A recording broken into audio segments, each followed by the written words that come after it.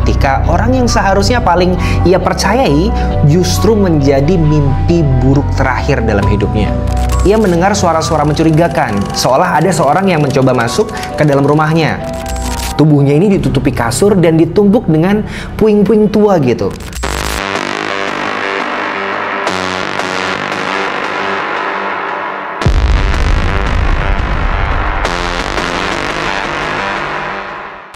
Hai woi, apa kabar? Ketemu kembali di JOC, Journalist of Criminals, di channel Jun Awe, tempat kisah kriminal yang bikin bulu kuduk merinding. Oh ya, Bang Jun ingetin jangan lupa like, komen, subscribe konten ini ya, supaya Bang Jun makin semangat kasih cerita yang kayak gini ya ke kamu, dan yang jelas bakal ngulik lebih banyak kisah-kisah di seluruh dunia. Tapi jangan lupa juga aktifin loncengnya supaya kamu nggak ketinggalan konten terbaru dari Bang Jun. Oke, biar Bang Jun nggak sendirian, jadi ditemani sama yang satu ini biar wangi ruangannya.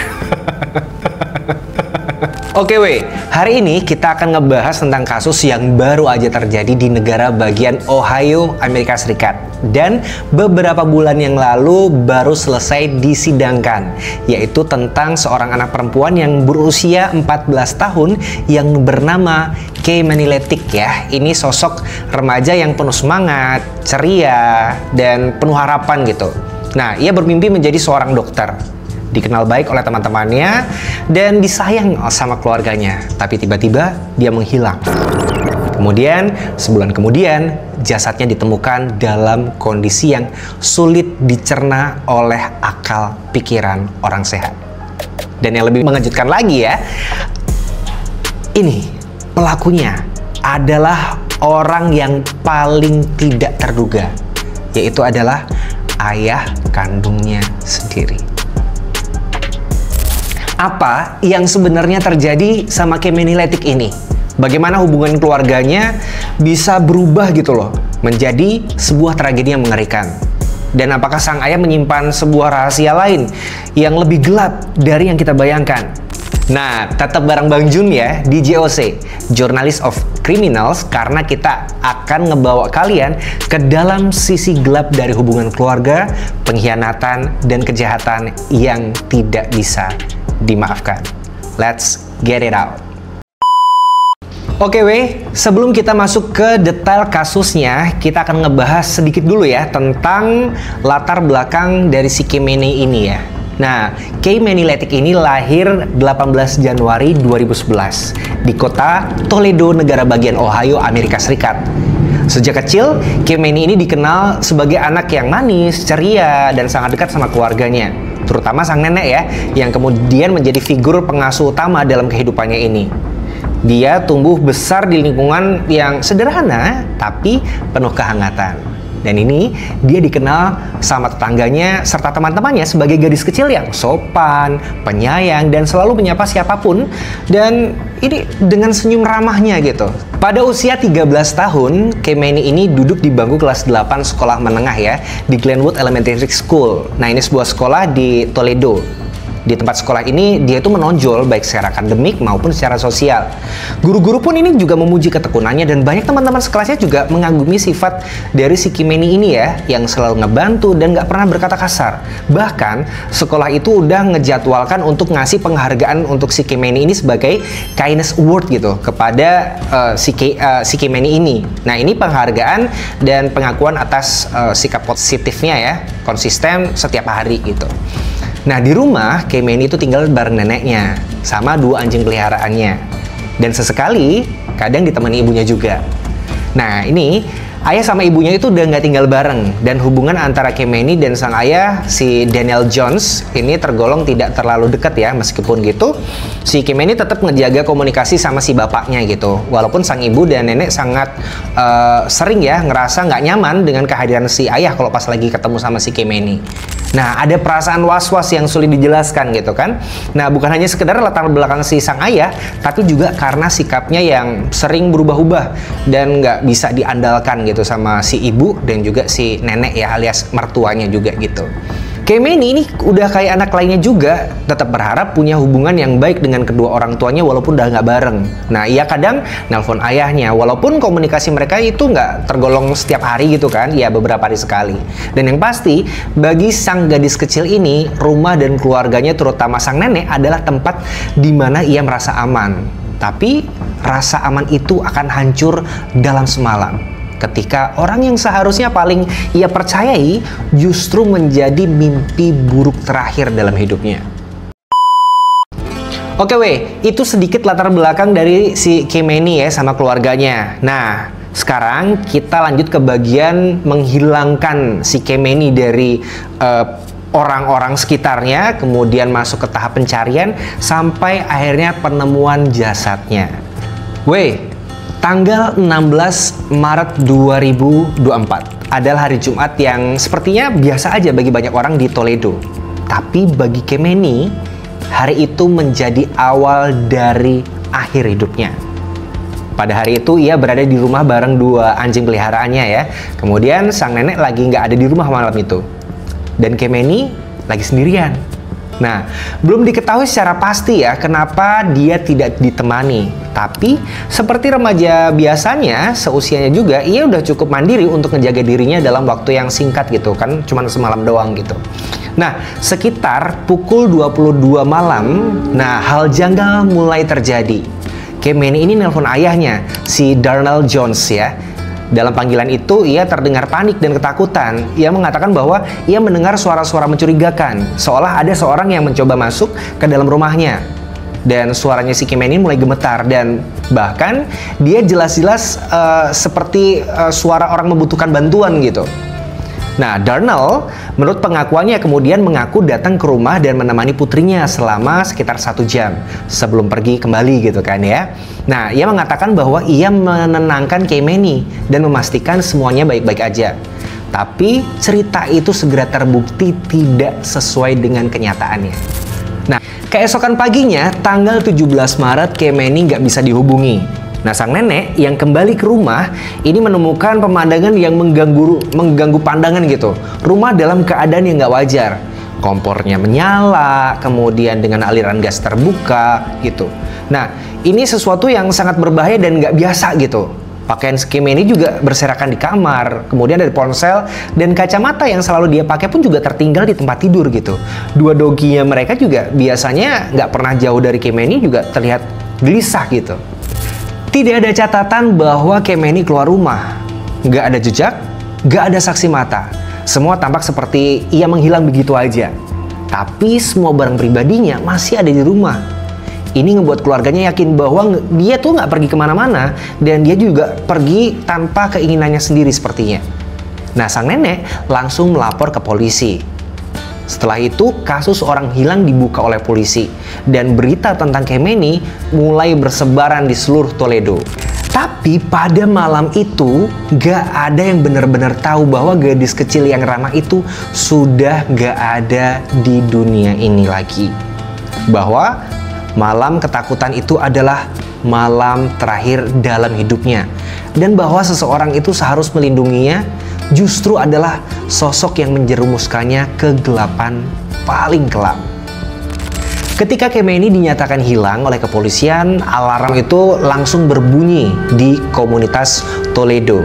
Nah, jadi di beberapa negara bagian Amerika Serikat ini setiap tahun atau setiap kota tuh punya alarm, atau ya ketika ada kejadian buruk atau hal-hal yang berbahaya gitu akan ada bunyi sirine yang agar masyarakat itu yang tinggal di wilayah atau di sekitar tersebut notice kalau ada hal yang sedang terjadi gitu. Kurang lebih setiap kota memiliki ciri khasnya masing-masing ya. Oke, seluruh keluarga, teman sekolah, tetangga hingga warga yang bahkan nggak mengenalnya pun langsung turun tangan gitu kan. Poster-poster yang bergambar wajah si gadis 14 tahun itu disebar di jalanan, di jendela toko, di sekolah, bahkan di media sosial. Setiap orang berharap bahwa ini hanya salah paham aja, bahwa si Kemeni mungkin pergi ke rumah teman atau tersesat yang akan ditemukan beberapa waktu kemudian. Nah, pihak kepolisian ini mulai mengerahkan tim pencarian khusus. Mereka menyisir daerah-daerah sekitar rumah Khamenei, memeriksa CCTV lingkungan, dan mewawancarai siapapun yang mungkin tahu kebenarannya. Tapi hari-hari berlalu tanpa hasil. Hari pertama berlalu, hari kedua, lalu hari ketiga, waktu berjalan dan harapan perlahan berubah menjadi ketakutan. Dan pada hari keempat, kecurigaan mulai mengarah pada satu orang, yaitu si ayah, Darnell Jones. Nah, penyidik mencatat bahwa keterangan Darnell tidak konsisten. Ia mengatakan hanya berada di rumah selama 1 jam pada malam Khamenei menelpon. Tapi catatan lokasi ponselnya menunjukkan hal yang berbeda. Lebih mencurigakan lagi, ia nggak tampak selalu aktif dalam pencarian anaknya. Ia bahkan menghindar dari wawancara keluarga dan menjauh dari kerumunan yang berkumpul mencari sang anak gitu. Nah, walaupun begitu, polisi belum ada cukup bukti untuk menangkapnya. Sampai pada akhirnya pada tanggal 24 Maret 2024, 8 hari setelah Khamenei hilang, ini ada seorang pria tunawisma yang sedang menjelajah rumah kosong di daerah East Toledo ya, dan membuat penemuan mengerikan. Di lantai 2 rumah tua yang sudah lama ditinggalkan atau tidak berpenghuni di Miami Street, ia menemukan tubuh manusia dalam kondisi mengenaskan. Nah, polisi segera tiba di lokasi dan yang mereka temukan adalah potongan mimpi buruk yang nggak pernah mereka bisa lupakan. Tubuh itu kemudian terkonfirmasi sebagai jasad Khamenei Letik. Nah, tubuhnya yang ditemukan dalam kondisi yang sudah terpisah-pisah. Oh my god. Ini sudah nyaris terpisah dari tubuhnya. Kedua tangannya juga sudah terpisah gitu. Dan tidak ditemukan di lokasi juga. Ada luka ya seperti itu ya. Ada kekerasan seksual juga ditemukan. Dan ini menunjukkan bahwa meninggalnya ini bukan hanya kasus pembunuhan gitu, tapi melainkan penyiksaan brutal. Tubuhnya ini ditutupi kasur dan ditumpuk dengan puing-puing tua gitu. Seolah pelaku berusaha menyembunyikan dan menutupi kejahatan yang keji itu di tempat paling sepi yang bisa tidak ditemukan orang. Nah, berita ini langsung mengguncang Toledo. Para petugas forensik bekerja siang malam untuk mengumpulkan bukti dari TKP. Orang-orang menangis, marah, nggak percaya kalau Khamenei yang lembut, Khamenei yang manis, gadis kecil yang seharusnya menerima penghargaan dari sekolah minggu itu, kini menjadi korban kejahatan yang nggak bisa dijelaskan dengan logika manusia biasa gitu. Dan di balik tragedi ini, bayangan satu orang semakin jelas. Polisi tahu mereka harus bertindak cepat karena pria yang paling dicurigai ternyata mulai mencoba menghilang dari radar. Kalian tahu kan siapa yang dimaksud? Ya, dia adalah ayah kandungnya sendiri yang pada malam itu menemani Khamenei di rumahnya. 8 hari sejak Khamenei Letik dinyatakan hilang dan 1 hari setelah jasadnya ditemukan dalam kondisi yang mengenaskan di rumah kosong di East Toledo itu, pihak kepolisian tahu waktu mereka semakin menipis. Mereka nggak lagi bisa membiarkan sang ayah, si Darnell Jones ini bebas berkeliaran. Nah, semua bukti udah mengarah pada si pria ini, si ayah kandung Khamenei sendiri. Nah, jejak ponsel menunjukkan bahwa Darnell ini berada di area rumah kosong tempat jasad Khamenei ditemukan. Dan pada malam hari yang sama, gadis itu terakhir terdengar. Ditambah lagi, ia sempat terlihat di CCTV lingkungan itu ngebawa sebuah kantong hitam besar yang belakangnya diduga kuat, digunakan untuk memindahkan tubuh Khamenei yang sudah dipisah-pisahkan itu tadi. Nah, polisi juga menemukan bahwa ia sempat mencuci mobilnya keesokan harinya setelah proses penghilangan nyawanya Khamenei ini. Nah, ini merupakan upaya ya yang mereka nilai sebagai tindakan untuk menghilangkan barang bukti. Di tanggal 25 Maret 2024, sehari setelah penemuan jasad Khamenei, Darnell Jones ditangkap. Ia tidak melawan dan tidak membantah juga, bahkan tidak menunjukkan ekspresi apapun. Tapi saat dibawa ke kantor polisi dan diinterogasi selama berjam-jam, akhirnya dinding pertahanannya udah mulai runtuh. Dalam pengakuan yang dingin dan mengerikan, ia mengaku telah menghilangkan nyawa anak kandungnya sendiri. anak kandungnya loh. Gila, nggak ada salah apa-apa loh padahal ya. Oke, kita lanjutkan ya. Well, menurut pengakuan si Darnell ini, malam itu ia datang ke rumah setelah Kemeny menelpon dalam ketakutan. Tapi entah apa yang merasuki pikirannya, ia malah mengaku giniin si Kemeny ya. Lalu menyeret tubuhnya yang gak berdaya itu masuk ke mobil dan ngebawanya keluar rumah dengan kantong yang tadi udah ia lakukan ya, yang tadi udah aku ceritakan juga. Nah, ini dia membawanya di dalam kantong yang sudah lama ia ketahui keberadaannya. Jadi emang sudah direncanakan gitu. Nah, di sana ia melakukan hal-hal yang nggak bisa dibayangkan siapapun. Ia melakukan kekerasan seksual, melakukan penganiayaan nyawa anaknya, dan memisahkan tubuh-tubuh anak kandungnya. Bahkan dia melakukan hal-hal yang nggak bisa dijelaskan secara nalar, kelakuan ayah kepada anak kandungnya yang nggak bersalah itu. Akhirnya, di kepolisian ia mengaku memisahkan tubuh Kemeny untuk menyulitkan proses identifikasi. Ia juga mengatakan bahwa ia sengaja menyembunyikan potongan tubuh itu di tempat-tempat yang terpisah. Alasannya apa gitu? Dia cuma mengatakan, aku nggak bisa ngendaliin diriku gitu. Nah, ini sebuah kalimat yang nggak sebanding dengan horor yang telah ia timbulkan gitu, teror yang dia timbulkan di wilayah kampungnya sono gitu kan. Nah, akhirnya polisi, jaksa, dan publik pun terpukul dengan keadaan ini gitu. Nah, seorang ayah yang seharusnya menjadi pelindung justru berubah menjadi monster yang mengakhiri hidup anak perempuannya dengan cara yang brutal. Dan yang lebih mengejutkan, ini bukan kali pertama Darnell berurusan dengan kekerasan. Pemeriksaan lebih lanjut terhadap catatan kriminal Darnell ini mengungkap bahwa ia memiliki sejarah panjang kekerasan domestik dan pelecehan ya. Ia juga pernah punya riwayat gangguan kejiwaan dan kecenderungan manipulatif yang parah gitu. Tapi semua itu seperti terabaikan oleh sistem hukum sebelum tragedi terjadi.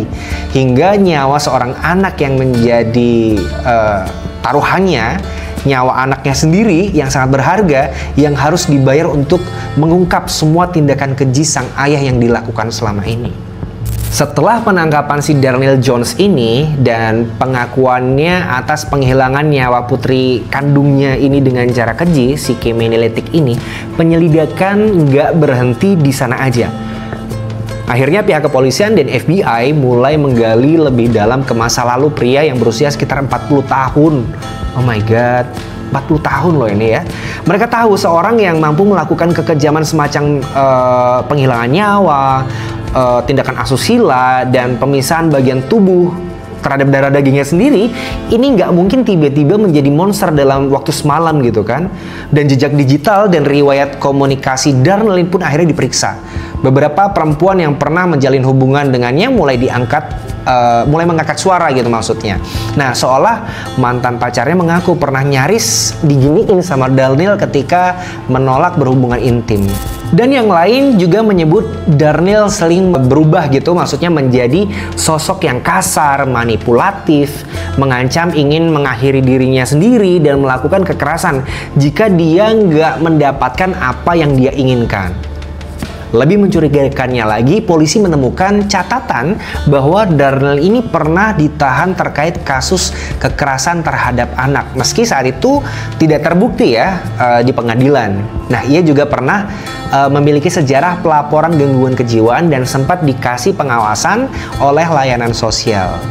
Ada jeda panjang nih ya dalam catatan pergerakan si Darnell saat periode waktu ketika ia nggak punya pekerjaan tetap dan nggak bisa dihubungi siapapun. Nah, akhirnya penyelidikan ini meyakini sangat mungkin sekali Darnell pernah melakukan kekerasan yang lain yang nggak tercatat atau bahkan tidak pernah ditemukan gitu. Di sini rumah kosong tempat Kemeny ini ditemukan pun menjadi pusat penggalian lebih lanjut ya, dengan bantuan dogi pelacak ya milik kepolisian dan peralatan forensik yang canggih. Akhirnya tim penyelidik mencoba menemukan potongan tubuh lainnya, jejak merah-merah tubuh yang lama atau tanda-tanda bahwa rumah itu pernah digunakan untuk aksi kriminal si Darnell sebelumnya. Pada dinding ruangan bawah tanah, mereka juga menemukan berjak-berjak merah-merah tua ya, yang belum bisa dipastikan ini milik siapa. Dan ini mendorong penyelidikan terhadap kemungkinan korban lain, baik anak-anak maupun perempuan yang hilang dalam radius beberapa tahun terakhir. Sementara itu, Darnell dijadwalkan untuk menjalani pemeriksaan psikiatri menyeluruh. Ada juga psikologi forensik juga mewawancaranya untuk menggambarkan Darnell sebagai sosok dengan kepribadian antisosial yang ekstrim. Dan dia juga menunjukkan minimalnya empati, tidak menyesal, dan secara emosional ini datar-datar aja saat membahas tentang tindakannya itu. Bahkan ketika menceritakan momen ia menyiksa Kemeny, ia melakukannya dengan suara tenang gitu, tanpa ekspresi penyesalan atau kekecewaan atau apapun itu. Jadi flat gitu saat bercerita ke kepolisian. Nah, hasil pemeriksaan menyimpulkan bahwa Darnell kemungkinan menderita psychopathic personality disorder dengan kecenderungan sadistik. Nah, ia nggak mengalami halusinasi, tidak berada di bawah pengaruh obat juga, dan nggak menunjukkan gejala psikotik yang berarti gitu. Semuanya kejahatannya dilakukan dengan sadar sepenuhnya. Nah, bagi keluarga, komunitas, dan seluruh negara bagian Ohio, ini bukan sekedar kasus penghilangan nyawa. Ini adalah tragedi nasional. Seorang anak perempuan yang dicintai semua orang direnggut dengan cara yang kejam oleh orang yang seharusnya paling ia percaya. Dan kini muncul pertanyaan besar. Apa Kemeny adalah satu-satunya? Nah, di sini setelah lebih dari sebulan penyelidikan yang intensif, akhirnya Darnell Jones dihadapkan ke pengadilan. Pada 15 Mei 2024, sidang pertamanya dimulai dengan tuduhan penghilangan nyawa tingkat pertama terhadap putrinya. Kemeny Letix itu adalah putrinya. Aku ingetin lagi ya. Nah, sidang ini segera menarik perhatian media di seluruh Amerika Serikat dan menjadi berita utama di banyak saluran berita karena sifat kejahatan yang mengerikan dan pengakuan yang diberikan oleh Darnell ini selama penyidikan itu sangat mencengangkan. Selama sidang, jaksa penuntut umum memaparkan bukti yang sangat memberatkan Darnell. Mereka menunjukkan rekaman video dari pengakuan Darnell yang dijalani selama interogasi, di mana ia dengan tenang, tanpa penyesalan, menjelaskan detail penghilangan nyawa yang ia lakukan terhadap putri kandungnya sendiri. Nah, pengacara publik Darnell yang ditunjuk untuk membelanya berusaha untuk menunjukkan bahwa klien mereka ini memiliki riwayat gangguan kejiwaan dan bahwa ia tidak sepenuhnya sadar akan perbuatannya saat itu. Namun, bukti-bukti medis dan psikiatri yang ada justru menunjukkan bahwa Darnell ini mampu memahami sepenuhnya tindakannya dan tidak menderita gangguan yang menghalanginya untuk bertanggung jawab. Salah satu bagian yang paling mengguncang selama persidangan adalah ketika keluarga Kemeny, terutama sang nenek ini memberikan pernyataan di depan pengadilan. Mereka menggambarkan bagaimana Kemeny yang sebelumnya ceria dan penuh kasih sayang telah dihilangkan nyawanya dengan cara yang nggak bisa dijelaskan. Sang nenek yang membesarkan Kemeny setelah hubungan buruk antara orang tuanya, antara Darnell dan ibu kandungnya Kemeny ini si nenek menangis di hadapan hakim, meminta keadilan untuk cucunya yang gak berdosa itu. Jaksa penuntut umum juga mengungkapkan bukti forensik ini sangat mengejutkan, termasuk hasil otopsi yang mengungkapkan tindakan kekerasan yang sangat ekstrim dalam penghilangan nyawa itu. Mereka menunjukkan luka ini ya, masukin benda tajam ke dalam tubuh, tanda seperti ini gitu kan. Kemudian jejak-jejak tindakan asusila terhadap si korban ini, yang semuanya menandakan betapa kejamnya perlakukan si pelaku alias Darnell terhadap Kemeny, sang putri kandungnya itu. Pada bagian ini, suasana di ruangan sidang terasa sangat tegang. Setiap kata yang keluar dari jaksa atau pengacara seolah menambah berat beban yang sudah gak terbayangkan. Setelah berbagai saksi dihadirkan, termasuk para ahli forensik dan psikolog, serta keluarga dan teman-teman dari Kemeny, jaksa penuntut menuntut hukuman mati bagi Darnell. Mereka menekankan bahwa penghilangan nyawa yang dilakukan oleh Darnell terhadap putrinya bukan hanya kejahatan yang mengerikan, tetapi juga kejahatan yang nggak bisa dan nggak pernah bisa diterima dalam masyarakat manapun gitu. Darnell yang selama ini terlihat tenang dan datar selama sidang akhirnya diberikan kesempatan untuk berbicara. Tapi dia hanya berkata, "Saya hanya ingin semuanya berakhir." Dan itu tanpa penyesalan gitu. Pernyataan ini semakin memperburuk pandangan hakim gitu dan pengadilan terhadap dirinya gitu, dan menunjukkan ketidakmampuannya untuk merasakan rasa bersalah atau empati terhadap apa yang telah ia lakukan. Penyesalan pun juga nggak muncul gitu. Pada tanggal 25 Juli 2024, pengadilan akhirnya memutuskan bahwa Darnell Jones ini bersalah atas semua tuduhan yang diajukan, termasuk penghilangan nyawa tingkat pertama dan kekerasan seksual. Hakim akhirnya menjatuhkan hukuman tutup usia tanpa kemungkinan pembebasan bersyarat, karena dianggap bahwa perbuatannya adalah salah satu bentuk kekejaman yang nggak bisa terampuni. Nah, keputusan ini disambut dengan perasaan campur aduk dari masyarakat. Dari rasa keadilan yang akhirnya tercapai hingga rasa pilu yang mendalam atas kehilangannya seorang gadis muda yang penuh potensi di wilayah mereka. Ya, tapi meskipun Darnell ini dipenjara dengan hukuman tutup usia ya, banyak yang merasa bahwa apapun hukuman yang dijatuhkan, ini nggak akan pernah bisa mengembalikan Kemeny lagi di sekeliling ataupun di lingkungan mereka gitu kan. Kehidupan yang penuh harapan yang seharusnya dimiliki oleh si Kemeny telah dihancurkan oleh sosok yang seharusnya melindungi dia. Dan kejahatan yang ia alami akan dikenang selamanya oleh keluarga dan teman-temannya, bahkan oleh seluruh penduduk Ohio. Sidang Darnell Jones berakhir dengan rasa duka yang mendalam, tapi juga dengan rasa harapan bahwa keadilan telah ditegakkan. Meskipun keadilan itu nggak pernah cukup untuk menghapus luka yang ditinggalkan oleh penghilangan nyawa Kemeny Letik ini tadi. Dan itulah akhir dari kisah tragis Kemeny Letik, seorang gadis muda yang seharusnya masih punya masa depan yang panjang, yang cerah, tapi justru harus kehilangan nyawanya di tangan orang yang seharusnya paling melindungi dia. Dan kasus ini bukan hanya tentang kekerasan keluarga, tapi juga tentang bagaimana trauma, kebencian, dan kurangnya pendampingan mental bisa merubah atau mengubah menjadi kehancuran yang nyata.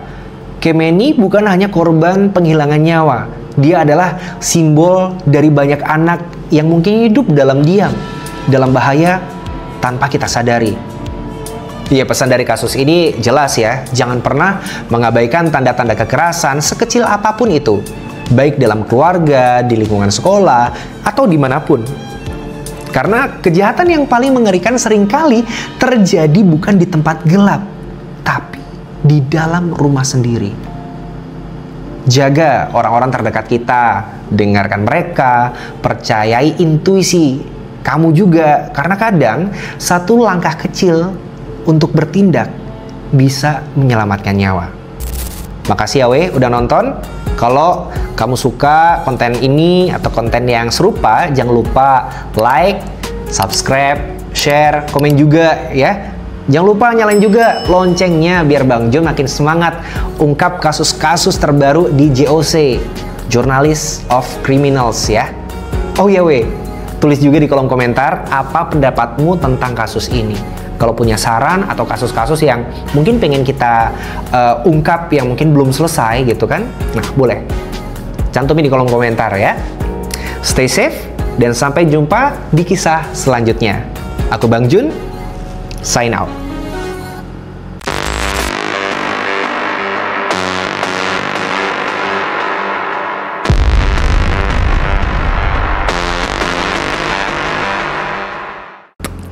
Masuk mulut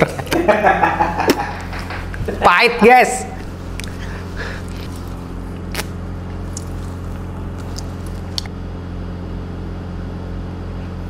Pelan.